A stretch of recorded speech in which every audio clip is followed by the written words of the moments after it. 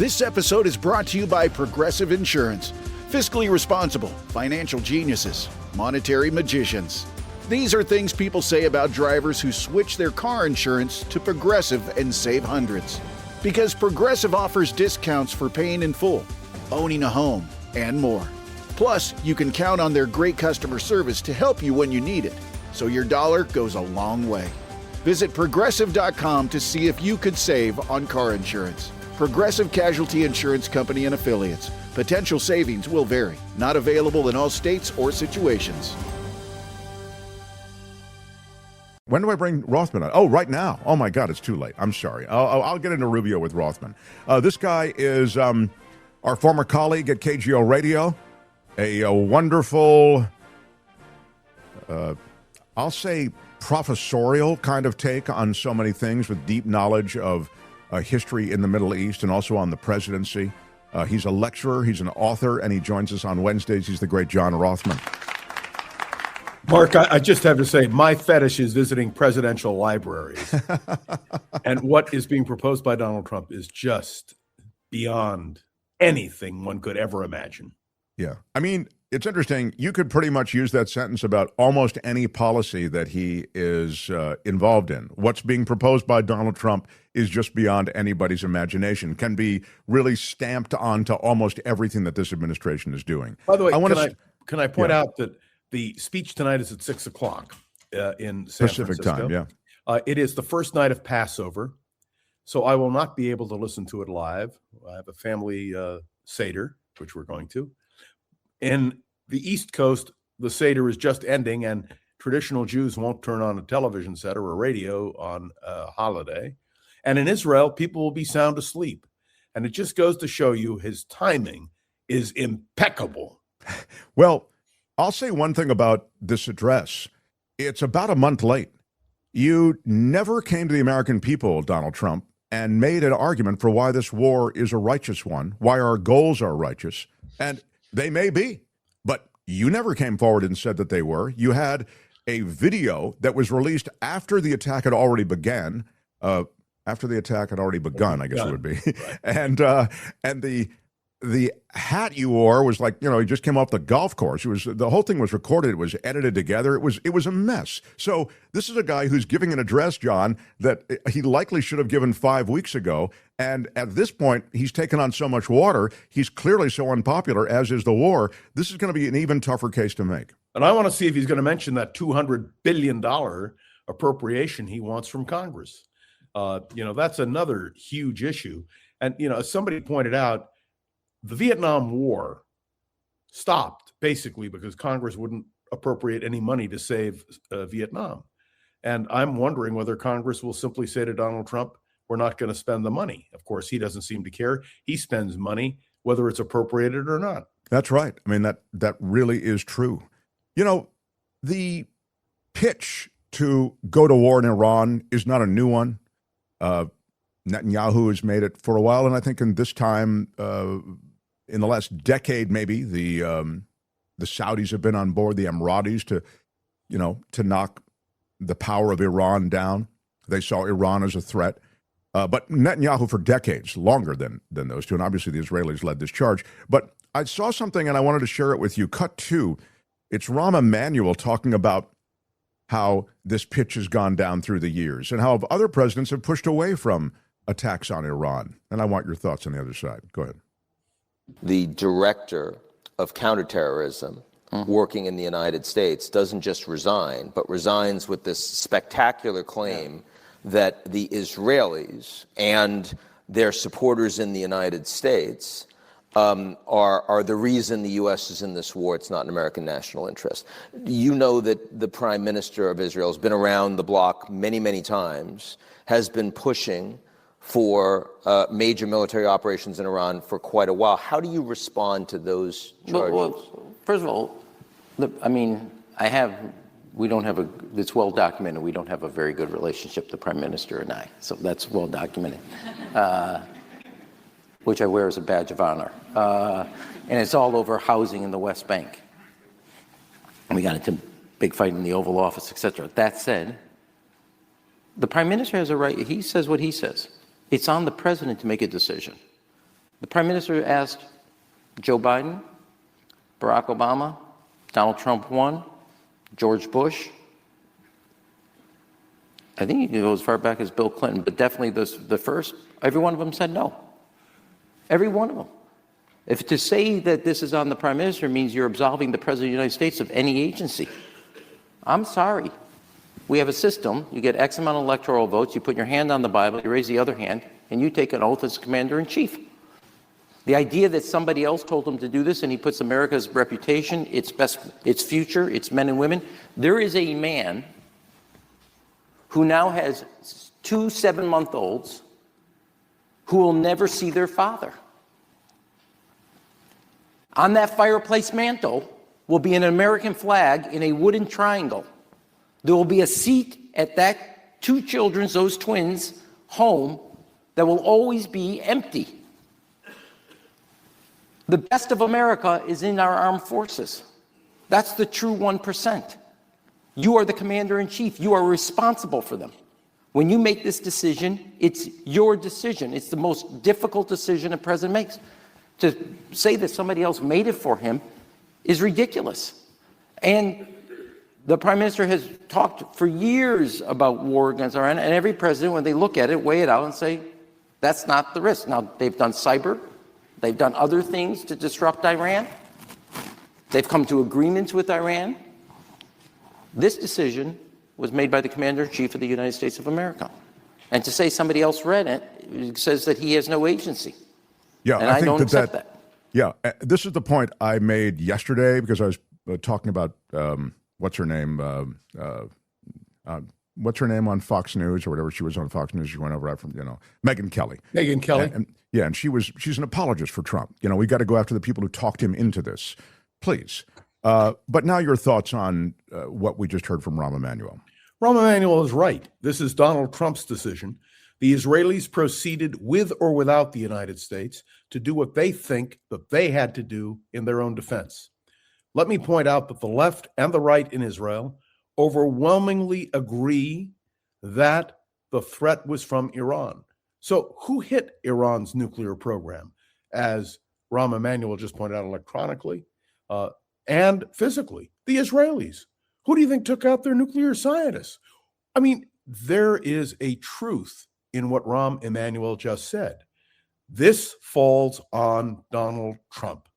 And I want to point out, Donald Trump is speaking tonight to the world, and I want to point out it's the first night of Passover.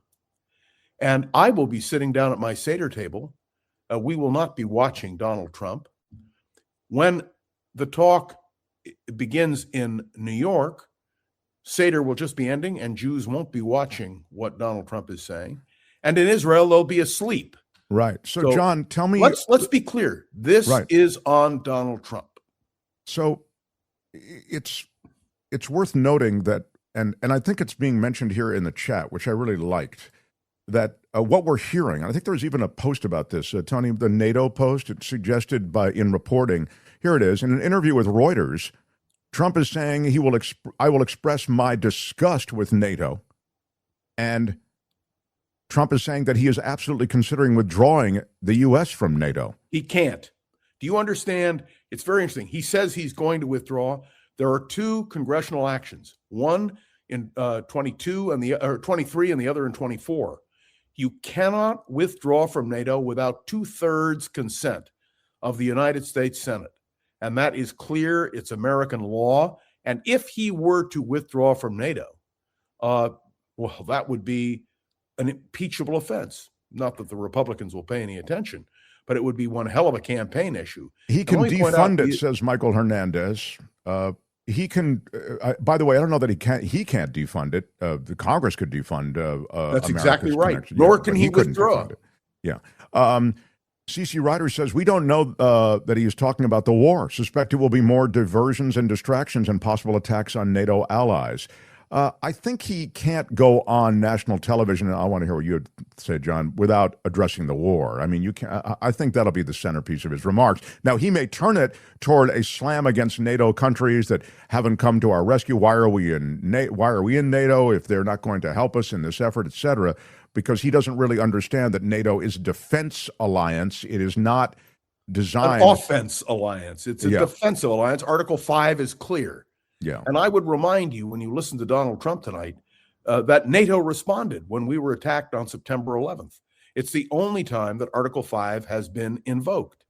But do you understand? The last thing that we want to see is the destruction of NATO. It is the alliance since World War II that has changed the face of the world. And Donald Trump needs to be held accountable.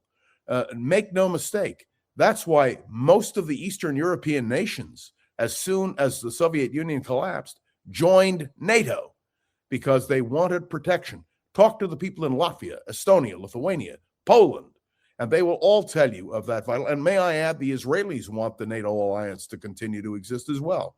This is the last thing that Israel would ever want, because the West supporting Israel's right to exist and defend itself has been a cardinal point of everything.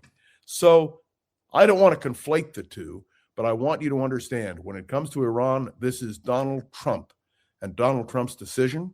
And what Harry Truman said is applicable here. The buck stops. And let me just conclude, because I know you want to move on, but I want to say about Israel, the Israelis have done precisely what they need to do. They have eliminated the nuclear program. They've done it from the air. The Israelis are not talking about putting ground troops in, nor are they talking about huge expenditures. The Israelis are acting in a defensive manner. Donald Trump is trying to say that that's what the United States is doing. And if you believe that, I have a fetish I'd like to sell you that I think you'd love to have. John, he is saying over and over, and somebody else pointed this out in the chat, he's been saying since the beginning that he wants to get out of NATO. I mean, all of these things that he's talked about, and now some of the things he's doing and some of the things that are happening benefit what has always been suggested as his, secret bro-down partner, Vladimir Putin and Russia. Russian oil all of a sudden gets sanction relief. Russian revenues from that sanction-relieved oil now way, way up. I mean, and Russia wants NATO to disappear. Sure, exactly. So they want that defense. Donald Trump playing into Putin's hands, or they are in full cahoots. Right. Yeah, exactly. One doesn't know if it's implicit but he is saying, and this is in just the last day, that the U.S. will be leaving Iran, quote, pretty quickly. And I likely suspect you'll hear that tonight. The United States will end its war on Iran, this is from Reuters, fairly soon, and could return for, quote, spot hits if needed. This is in an interview that Trump did with Reuters in advance of this speech, which, as you say, is at 9 o'clock Eastern tonight. And that he is considering withdrawing the U.S. from the NATO alliance. Now, the notion that the Americans could leave what they've done and just declare victory, I think there is more going on here that makes that much harder than it might have been in other theaters of conflict through the years. Absolutely. But you understand, of course, he's going to declare victory tonight. He's going to point out the Navy is finished, the missile system is finished, the nuclear program is finished, that the United States has done it all. Well, he'll talk about regime change too, right, John? No, we had regime change. Didn't you hear? In the first day. Didn't you hear Pete Hegseth tell us regime change has taken place? They're all gone. Well, it's such nonsense. Who do you think runs the country? Maybe he is launching the he's launching the "Make Cuba Great Again" pitch. I mean, this is crazy too. He still has a design on Cuba. No, not a design. He has stated, once this is over, we're going to take Cuba. He wants to be the man who leads the liberation of Cuba. And let me point out to you, the perfect new leader of Cuba, Marco Rubio. I mean, the statements that come out of this administration are so absurd. The corruption is so vast. And somebody said to me, well, Donald Trump has done some good things. And I point out to him, you can point to any president of the United States who serves. They always do some good things, but you've got to have a scale. You've got to weigh this. Richard Nixon did some wonderful things, but his name in history will always be besmirched by what he actually did. And that is the case with Donald Trump. He is a disaster from beginning to end. And you and I can agree on that. Play me a little of Marco Rubio, to whom Brother Rothman was referring. Cut 10, I think, as we have a little Rubio. A little Rubio? Remember, you used I to know, call I'm him sorry. I Little wanted Marco? him to roll it before that lingered too long, but here is Marco Rubio. There it is. But understand this, Iran, this is a country that has trouble coming up with drinking water. This is a country whose economy is in shambles. It's going to be even worse off after this operation. This is a country whose people have been protesting in the streets because not just the lack of freedom, but the lack of economic opportunity, because they've taken all of their money, all the money they have, the little money they have because of sanctions, and they've invested all of it in sponsoring terrorism, in building long-range missiles, increasing the range of their missiles every year, and building thousands of them, and building these one-way attack drones that they're using against their neighbors. This is what they put their money towards, and this is what they were going to continue to do. They refused to negotiate on missiles. They refused to even negotiate on terrorism, and they refused to negotiate on enrichment. I know you're going to talk to me about Iran and the fact that much of what Rubio said is right, but what I would say to you is what he's talking about is reflected in American policy. We are taking money from this country and we're putting it into this Defense Department, which is bloated, as you know, beyond measure. And we are seeing the failure of infrastructure here, the failure of basic environmental regulation to keep things healthy. Don't forget the $200 million that the administration is going to ask Congress to appropriate. Yeah, exactly. And so the idea somehow we have look at our deficit. It's at $47 trillion or $40 trillion. It's absolutely astronomical. It's galactically big. And the idea somehow that, you can point at any other nation on earth and claim, well, the money's not getting to the people. I mean, I'm sorry. I know we have a better lifestyle than a lot of countries, but it seems to me that same dance is being done here. Look, I can't disagree with you. I can only hope I didn't have a chance to speak with you about the No King's Day, but it was an important statement when 8 million and more Americans turn out in the streets. And I received a notice, which I talked about this morning on my own podcast, from the Democratic National Committee, outlining their key objectives. And the most important single thing they're talking about is their ability to take the House and the Senate. And what's important, and I'm going to be looking very carefully at Alaska, Maine, North Carolina, Ohio, Iowa, and Texas as a Democratic effort to take control of the Senate. And I would remind you, we just of listening to the debate on birthright citizenship, who is president will determine the future of this country because of the Supreme Court. We don't just vote for a president, we vote for a Supreme Court. And the other thing that the Democrats have to focus on, and they say they're doing it, is to take back the House majority. And I have no doubt, and I say this, I have no doubt that will happen. But do you and our listeners understand that what the president is trying to do is rig the election?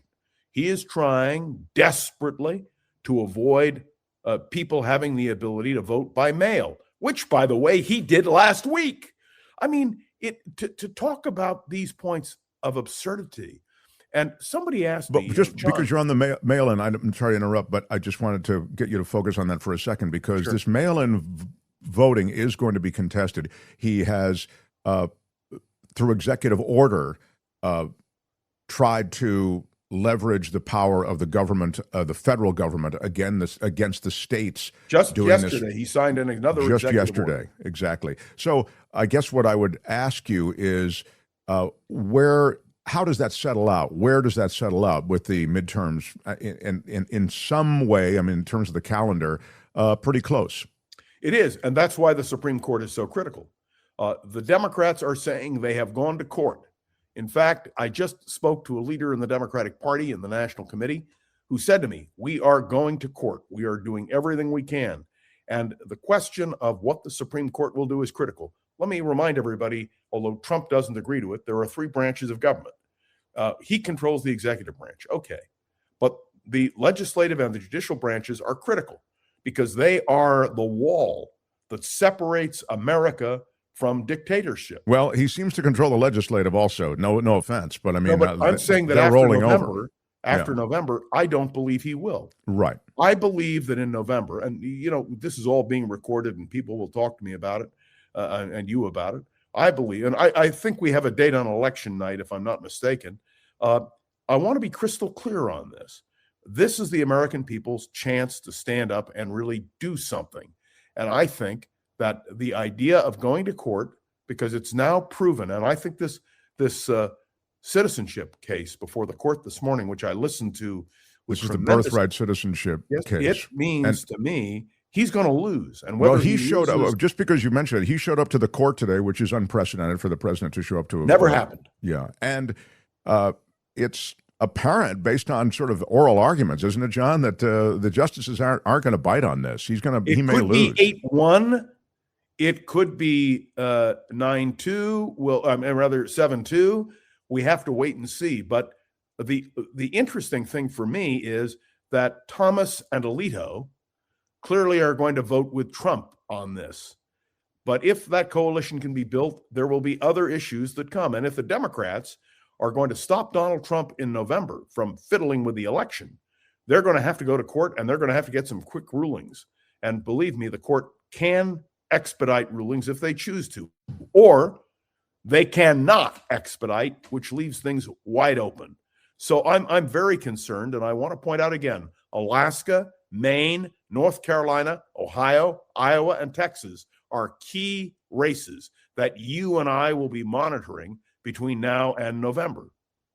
Well, the reality is that Trump is incredibly unpopular. This war is incredibly unpopular. When I say incredibly, I mean his numbers really are beginning to sag to the point that it would be hard to imagine the Republicans retaining control of the legislative branch. I mean, the stink from Trump, I get it that it's not all about Trump all the time and you have to offer real plans and real policies for the future. But at some point, the stink from the White House just gets to be so bad. And this guy is such a train wreck. Now, and understand, the people who are beginning to smell this stink are Republicans. The Democrats are already convinced.